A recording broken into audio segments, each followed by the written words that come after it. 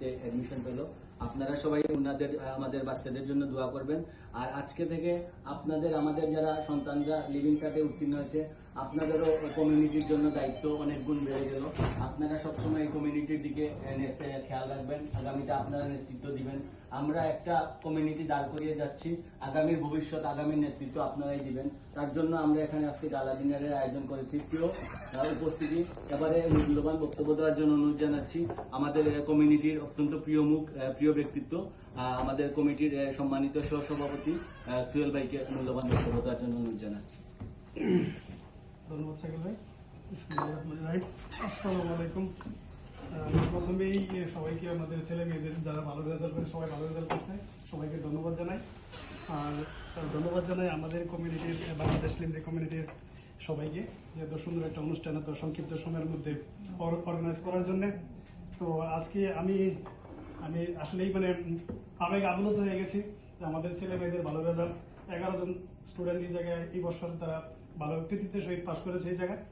আর আমি এই মুহূর্তে চলে গেছি আমাদের 30 ইয়ার্স, 30 বছর পিছনে। আমরা যখন 1995-তে মেট্রিক পরীক্ষা দিয়েছি ওই জায়গায়, যে ওই ফিলিংসটাই আমার কাছে মনে হইতেছে আমাদের বাচ্চারা তাদের যে রেজাল্ট তারা করছে আর কি। তো আমি আমার জায়গা থেকে একটাই তোমাদের প্রতি একটা মেসেজ থাকবে, যে সবচেয়ে বড় শিক্ষক হচ্ছে আমাদের বাবা মা।